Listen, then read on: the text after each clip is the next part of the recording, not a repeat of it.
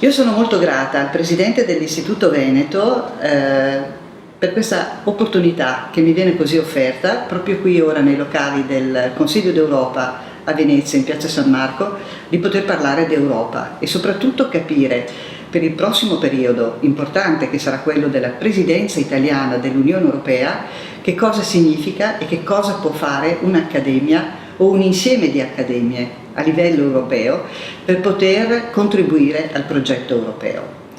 Io penso che la cultura abbia bisogno di essere assolutamente sostenuta e stimolata nei prossimi anni per tutti i nostri cittadini europei.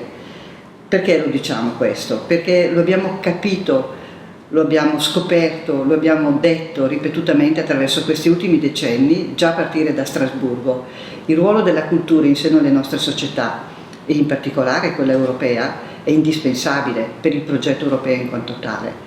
Questo significa che la cultura ci permette di scoprire, di apprezzare e rispettare la diversità che esiste proprio in termini culturali in seno ai nostri paesi europei.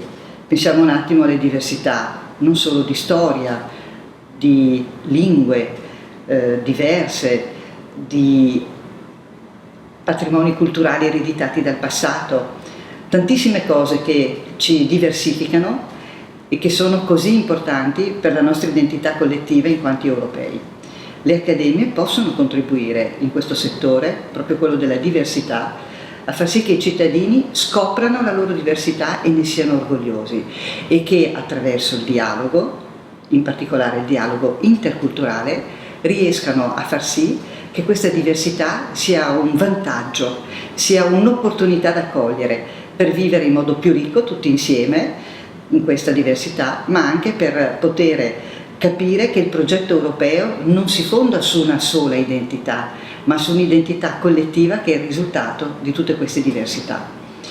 Un altro aspetto che mi sembra fondamentale per questo prossimo periodo d'Europa, e anche in questo settore le accademie possono fare qualcosa di molto importante, è il tema della creatività.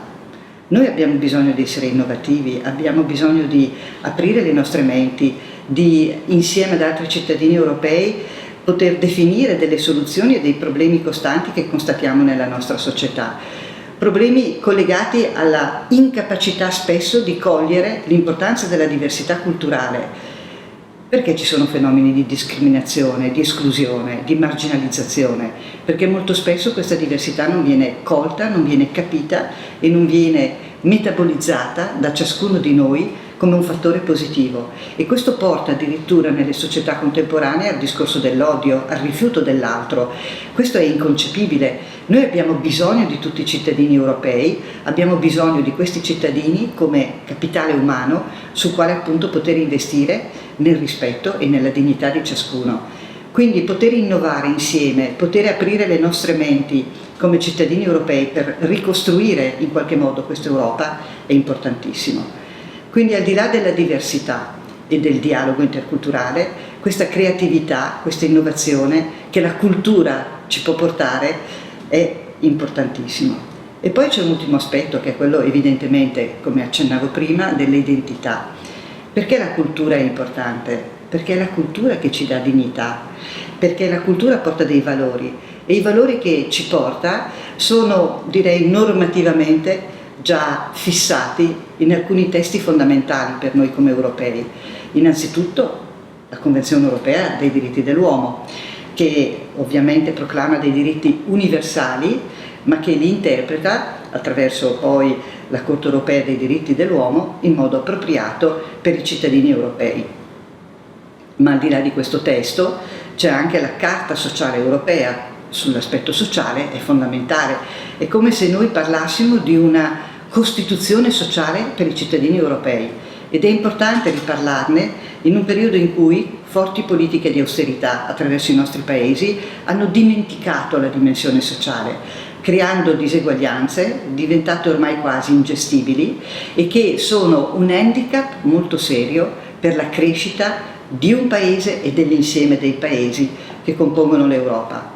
E poi viene la carta importantissima, quella appunto della Convenzione culturale europea testo fondatore della nostra cultura in quanto europei, che va appunto rivisitata, riabilitata, e le accademie, con il loro specifico ruolo culturale, non solo in Italia ma sul piano europeo, alleate tra di loro, sono una forza incredibile per poter permettere a tutti i cittadini europei di riscoprire le loro culture, di meglio dialogare con gli altri, di essere orgogliosi della propria identità, ma di capire che in fondo tutto questo deve servire per un progetto di un'Europa democratica, pluralista, rispettosa dell'altro e solidale anche con i paesi di vicinato.